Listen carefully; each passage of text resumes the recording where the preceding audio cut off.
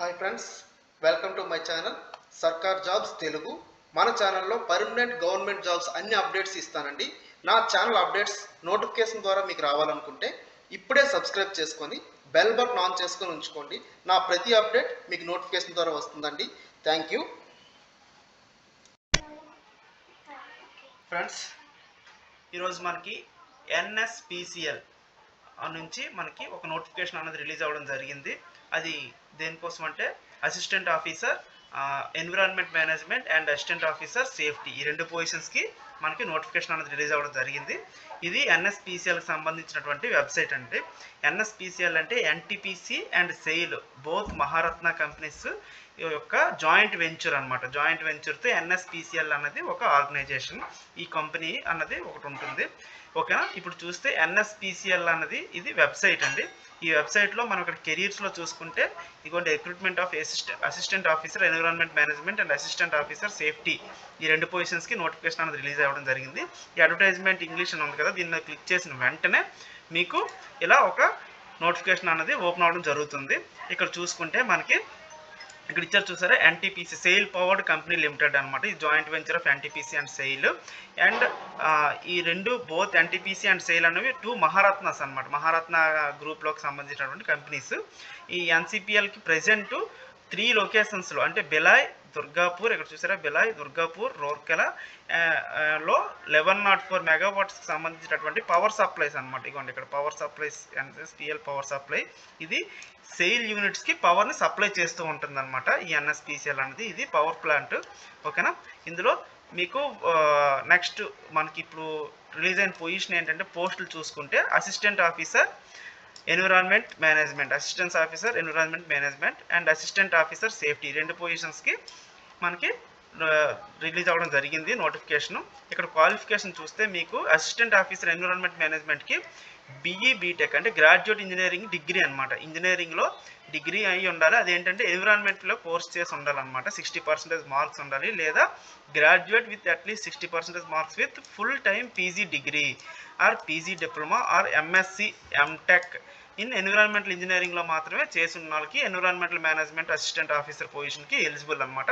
వీళ్ళకి 60% మార్క్స్తో మీకు పాస్ అయి ఉండాలి. ఏజ్ లిమిట్ చూసుకుంటే 30 ఇయర్స్ వరకు మ్యాక్సిమం ఏజ్ రిలాక్సేషన్ కూడా ఉంటుంది. ఎన్ని వేకెన్సీస్ ఉన్నాయంటే 3 వేకెన్సీస్ అండి. ఈ 3 కూడా అన్రిజర్వ్డ్ వేకెన్సీస్, ఎవరైనా హ్యాపీగా అప్లై చేసుకోవచ్చు. ఓకేనా. అసిస్టెంట్ ఆఫీసర్ సేఫ్టీ చూసుకుంటే full time engineering in mechanical and electrical, electronics, civil, production, chemical, construction, instrumentation అంటే ఆల్మోస్ట్ అన్ని బ్రాంచెస్తో హ్యాపీగా అప్లై చేసుకోవచ్చు అండి. బీటెక్ క్వాలిఫై 60% మార్క్స్తో ఎవరైతే పాస్ అయ్యి ఉంటారో వాళ్ళందరూ అప్లై చేసుకోవచ్చు. కాకపోతే అసిస్టెంట్ ఆఫీసర్ సేఫ్టీకి డిప్లొమా కోర్స్ ఒకటి చేసి ఉండాలండి. Advanced diploma, PG diploma in industrial safety, దాంట్లో సేఫ్టీ కోర్స్ అన్నది ఒకటి చేసి ఉండాలి. చేసి ఉంటేనే వాళ్ళు మాత్రం అసిస్టెంట్ ఆఫీసర్ సేఫ్టీకి ఎలిజిబుల్. వీళ్ళకి ఏజ్ లిమిట్ చూసుకుంటే 45 ఇయర్స్ వరకు ఉంటుందండి వీళ్ళకి ఏజ్ లిమిట్. ఇందులో 2 పొజిషన్స్ మాత్రమే వేకెన్సీస్ ఉన్నాయి. ఓకేనా. మీకు ఇక్కడ నెక్స్ట్ చూసుకుంటే ఏ డాక్యుమెంట్స్ ఆన్లైన్, ఇది ఆన్లైన్ అప్లికేషన్లో అండి. ఆన్లైన్ అప్లికేషన్స్లో ఏ డాక్యుమెంట్స్ అప్లోడ్ చేయాలనేది ఇక్కడ క్లియర్గా మెన్షన్ చేశాడు. అదేంటంటే 10th certificates, Aadhaar and PAN card, and engineering సంబంధించినటువంటి BE BTech MTech MSc environmental engineering సంబంధించిన వాళ్ళు అయితే ఎన్విరాన్మెంట్కి సంబంధించినటువంటి మీ మార్క్ షీట్స్ అండ్ మీ సర్టిఫికేట్స్ అన్నీ అప్లోడ్ చేయాలి. అలాగే PG degree, PG diploma, MSc MTech environment మేనేజ్మెంట్కి సంబంధించిన వాళ్ళు అయితే వాళ్ళు కూడా వాళ్ళ యొక్క మార్క్ షీట్స్ ఆల్ సెమిస్టర్వి అన్నీ అప్లోడ్ చేయాల్సి వస్తుంది. అలాగే సేఫ్టీ ఫర్ డిప్లొమా వాళ్ళ అసిస్టెంట్ ఆఫీసర్ సేఫ్టీ వాళ్ళకైతే final provisional certificates and industrial safety certificate కూడా అప్లోడ్ చేయాల్సి వస్తుంది అనమాట. ఇవన్నీ మీకు గ్రేడింగ్ సిస్టమ్స్లో వచ్చిన పర్సంటేజ్లు కూడా అందులో ఆన్లైన్ అప్లికేషన్లో మీరు క్లియర్గా మెన్షన్ చేయాలి. అండ్ ఓబీసీ వాళ్ళు అయితే caste certificate and SC ST వాళ్ళు కూడా క్యాస్ట్ సర్టిఫికేట్ అనేది మాస్టర్ షూట్గా అప్లోడ్ చేయాల్సి వస్తుంది. ఎందుకంటే అదే మనకి ఫీజు రిలాక్సేషన్ అనేది కూడా ఉంది. ఫీజు రిలాక్సేషన్ ఎవరెవరికి ఉందనేది ఫర్దర్గా నేను చెప్తాను. ఓకేనా. ఎవరైతే డాక్యుమెంట్స్ మీరు క్లియర్గా అప్లోడ్ చేయరో వాళ్ళ యొక్క క్యాండిడేట్స్ అనేది రిజెక్ట్ చేయడం అనేది జరుగుతుంది అనమాట. సో అందరూ క్లియర్గా మీరు మెన్షన్ చేసుకొని మీరు అప్లోడ్ చేయడం అన్నది జరగాలి. అలాగే గవర్నమెంట్ సెక్టర్స్లో కానీ లేకపోతే పబ్లిక్ సెక్టర్ యూనిట్స్లో కానీ ఎవరైనా కానీ వర్క్ చేసినట్లు వాళ్ళు ఉంటే వాళ్ళు ఎన్ఓసి అనేది సబ్మిట్ చేయాలి. అది కూడా ఇప్పుడు అవసరం లేదండి, ఓన్లీ ఇంటర్వ్యూ టైం అప్పుడు మాత్రమే. ఓకేనా. ఓన్లీ ఇంటర్వ్యూ టైం అప్పుడు మాత్రమే మీరు సబ్మిట్ చేయాల్సి వస్తుంది. అండ్ సెలక్షన్ ప్రాసెస్ చూసుకుంటే మీకు ఈ సెలక్షన్ ప్రాసెస్ అనేది ఎలా జరుగుతుందంటే all India based online test అనేది ఒకటి ఉందండి. Online based online test. ఈ టెస్ట్ అనేది 2 పార్ట్స్లో ఉంటుంది. ఒకటి ఏంటంటే సబ్జెక్ట్ నాలెడ్జ్ టెస్ట్ అనేది ఉంటుంది SKT, and executive aptitude test EAT. ఈ 2 టెస్ట్స్ అనేవి మీకు పెట్టడం జరుగుతుంది. ఈ టెస్ట్స్ బోత్ కూడా క్వాలిఫై అవ్వాలి, 2 కూడా సపరేట్గా క్వాలిఫై అవ్వాలి. ఓకేనా. ఇందులో వచ్చే మెరిట్ అన్నది ఎందులో అంటే సెకండ్ టెస్ట్లో మీకు వచ్చే మెరిట్ని మీకు పర్సనల్ ఇంటర్వ్యూకి కాల్ చేస్తారనమాట. వచ్చిన తర్వాత మెరిట్ అన్నది చూసుకొని అందులో పర్సనల్ ఇంటర్వ్యూకి కాల్ చేయడం అనేది జరుగుతుంది. అయితే 85% ఆఫ్ మార్క్స్ మాత్రం ఆన్లైన్ ఎగ్జామ్లో వచ్చిన దాని మీద డిపెండ్ అయి ఉంటుంది. అండ్ 15% వెయిటేజ్ మాత్రం ఇంటర్వ్యూ మార్క్స్ మాత్రం ఉంటుందన్నమాట. అంటే 100కి 85% మీకు ఆ ఎగ్జామ్లోనే రావాలి మార్క్స్. 15% మాత్రమే ఇంటర్వ్యూ మార్క్స్ ఉంటాయి అనమాట. అండ్ టెస్ట్ సెంటర్స్ చూసుకుంటే మీకు ఈ టెస్ట్ సెంటర్స్ అన్నవి ఢిల్లీ, NCR అండ్ కోల్కతా, రాయ్పూర్, బెంగళూరు, ఈ 4 చోట్ల ఉన్నాయండి. బెంగళూరు దగ్గరగా ఉంటుంది కాబట్టి ఆంధ్ర తెలంగాణలోకి బెంగళూరు అప్లై చేసుకుంటే బెటర్. ఓకేనా. అండ్ ఇక్కడ మళ్ళీ ఇవి ఇచ్చింది ఎందుకంటే టోటల్ అన్రిజర్వ్డ్ 3, ఇవి 2 కాబట్టి assistant officer safety 2, assistant officer environment management 3 కాబట్టి ఇవి అన్రిజర్వ్డ్ కాబట్టి అన్రిజర్వ్డ్ పొజిషన్స్లో ఉన్నాయి కాబట్టి PWD క్యాండిడేట్స్ కూడా అప్లై చేసుకోవచ్చు అనమాట. అండ్ ఫర్దర్గా చూసుకుంటే మీకు రిజర్వేషన్ రిలాక్సేషన్స్ అనేవి ఎలా ఉంటాయి అంటే ఈ రిజర్వేషన్ రిలాక్సేషన్స్ SC/ST క్యాండిడేట్స్కి యాజ్ పర్ గవర్నమెంట్ గైడ్లైన్స్ అంటే 5 years ఉంటుంది, అండ్ OBC వాళ్ళకి 3 years ఉంటుంది అనమాట. ఓకేనా. మీకు ఈ నోటిఫికేషన్ కోసం ఇంకా ఫర్దర్గా క్లారిటీగా చెప్తానండి. దయచేసి వీడియోని ఎవరు స్కిప్ చేయకుండా ఫైనల్గా చూడండి, లాస్ట్ వరకు చూడండి. వీడియోని లైక్ చేయండి, షేర్ చేయండి, సబ్స్క్రైబ్ కూడా చేసుకోండి నా ఛానల్ని. అండ్ ఇంకా చూసుకుంటే ఇందులో ఫర్దర్గా OBC వాళ్ళు మాత్రం OBC సర్టిఫికేట్ని గ్యారంటీగా ఆన్లైన్లో అప్లోడ్ చేయాల్సి వస్తుంది. అండ్ మీ కాంపన్సేషన్ ప్యాకేజ్ చూస్తే ఇక్కడ కాంపన్సేషన్ ప్యాకేజ్ అంటే శాలరీ డీటెయిల్స్ అనేవి ఎలా ఉంటాయంటే మీకు 30,000 నుంచి 1,20,000 వరకు బేసిక్ అనేది ఉంటుంది అనమాట. ఇనిషియల్గా ఇది EO గ్రేడ్ అంటే ఎగ్జిక్యూటివ్ ఆఫీసర్ గ్రేడ్ అనమాట. ఇందులో బేసిక్ మినిమం 30,000 నుంచి స్టార్ట్ అవుతుంది. అది కాకుండా మీకు ఆల్ అలవెన్సెస్ అన్నీ ఉంటాయి, టోటల్ బెనిఫిట్స్ అన్నీ వస్తాయండి. మంచి పొజిషన్స్ ఇవి. మీకు అప్రాక్సిమేట్లీ 60,000 వరకు శాలరీ ఉంటుంది అనమాట స్టార్టింగే. అండ్ ప్లేస్మెంట్ అన్నది ఎక్కడంటే మీకు NSPLకి సంబంధించినటువంటి సబ్సిడరీ వెంచర్స్ ఎక్కడైతే ఉంటాయో ఆల్ ఓవర్ ఇండియాలో ఎక్కడైనా మీకు పొజిషన్స్కి మీకు పోస్టింగ్ ఇవ్వచ్చు అనమాట. అండ్ దీనికి ఒక సర్వీస్ అగ్రిమెంట్ బాండ్ ఉంటుంది. ఇదేంటంటే మినిమం 4 years, అట్లీస్ట్ 4 years ఈ కంపెనీలో వర్క్ చేయాల్సి వస్తుంది అనమాట.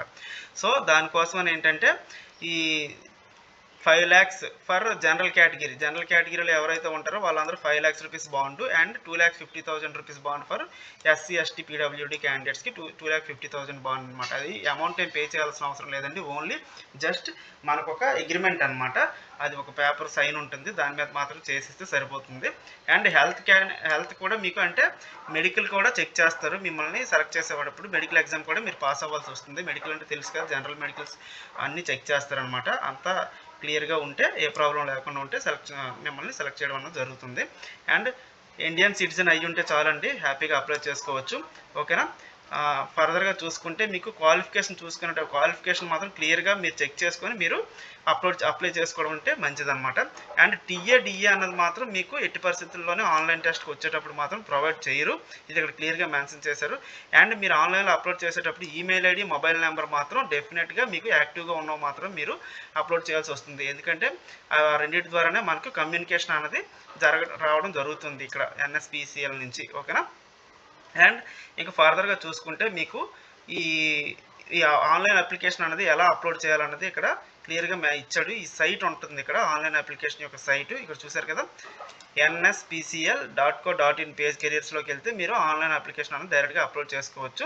కాకపోతే ముందు దీనికి రిజిస్ట్రేషన్ అనేది చేసుకోవాలి. ఆ రిజిస్ట్రేషన్కి ఎలా చేసుకోవాలన్నది ఇక్కడ మీకు క్లియర్గా నేను ఎక్స్ప్లెయిన్ చేస్తాను. మీరు సైట్ ఓపెన్ చేసిన వెంటనే మీకు రిజిస్ట్రేషన్ డీటెయిల్స్ అడుగుతుంది. ఆ రిజిస్ట్రేషన్ డీటెయిల్స్లో ఆన్లైన్ అప్లికేషన్ అన్నది స్టార్ట్ అవ్వడం జరుగుతుంది. దీనికోసం ఫీజు 300 రూపీస్ పే చేయాల్సి వస్తుంది. ఎవరంటే జనరల్ కేటగిరీ అంటే అన్రిజర్వ్డ్ అండ్ OBC క్యాండిడేట్స్ ఎవరైతే ఉంటారో 300 రూపీస్ పే చేయాల్సి వస్తుంది.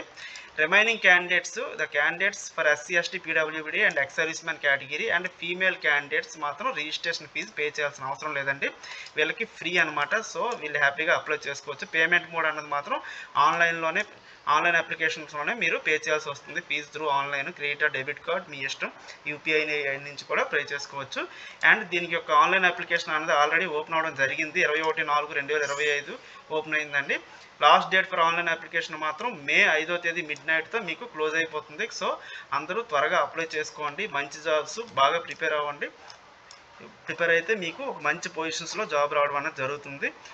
మీకు ఈ నోటిఫికేషన్ సంబంధించినటువంటి ఎటువంటి డౌట్స్ ఉన్నా సరే నా కామెంట్ బాక్స్లో కామెంట్ చేయండి. నేను వెంటనే రిప్లై ఇస్తాను. నా వీడియోని లైక్ చేయండి, షేర్ చేయండి, సబ్స్క్రైబ్ చేసుకోవడం మాత్రం మర్చిపోద్దండి. Thank you.